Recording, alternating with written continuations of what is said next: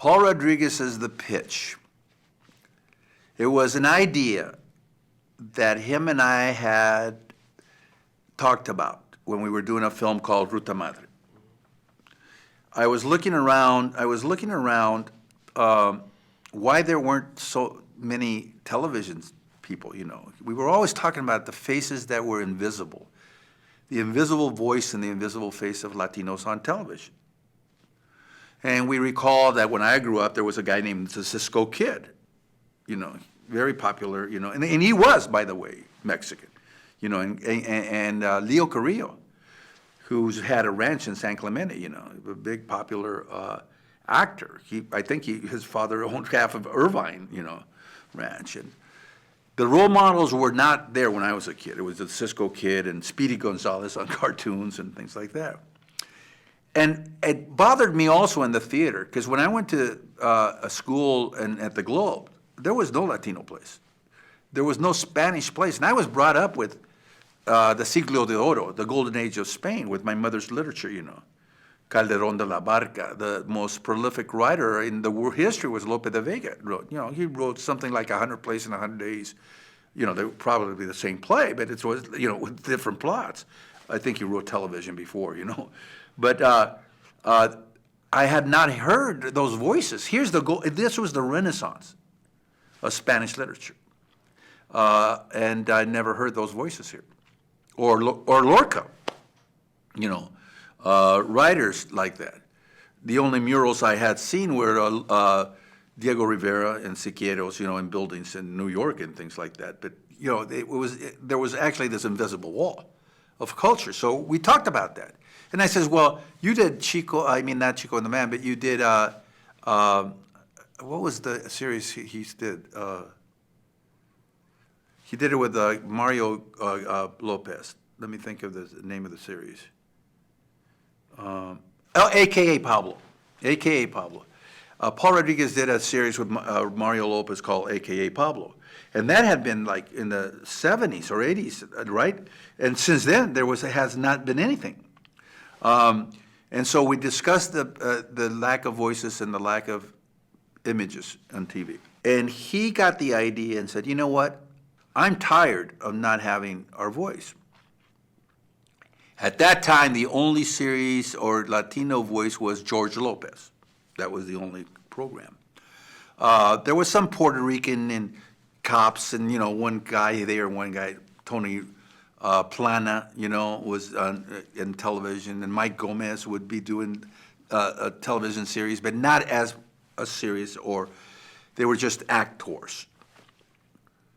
Well, it comes to mind that Hollywood wasn't interested in stories, Latino stories.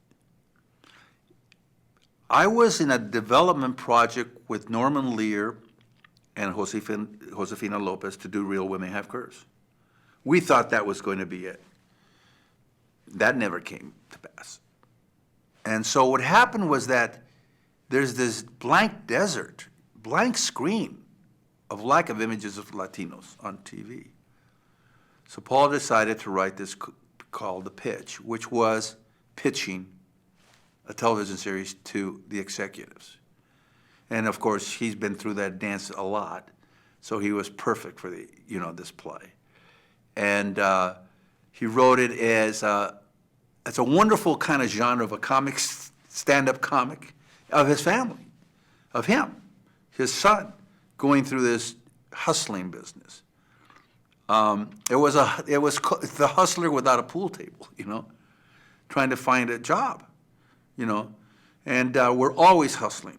And it's just kind of ironic that we're practically the majority in Southern California, Latino, and yet our voices and our images are invisible.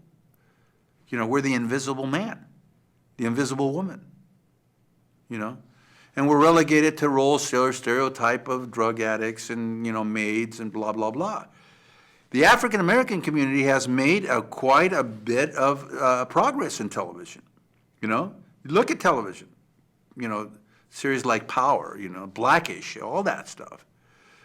This year, I think there's one series coming out with Edward James Olmos that I hope it gets on TV, you know. but we're still fighting the fight. And the pitch is a great voice. You know, the industry came to see this play. There was an important play. This play should be done in every city to let them know what's happening, you know. And it should be still done. I think it should be a television special, that it should be done, you know, that this is what's happening. There's many excuses why, you know, economics, you know, data shows that blah, blah, blah, Latino. And we've proven that not to be right. You know, there's a lot of fallacy. So that's how the pitch became a reality. It was a work of heart. You know, it was a work of somebody's journey, which was very personal.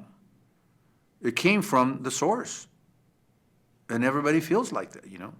We want to do it all the time. We were ready to do it in Long Beach. But when you got stars that are in your play that actually are the play, their schedules have to be right on.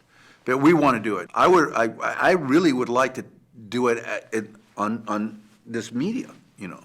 And I think it could, because it works as a television media as well as a play. But it needs to be done. It needs to be done in communities that haven't heard it, you know. When only 1,000 people see the play, that's not a lot of people.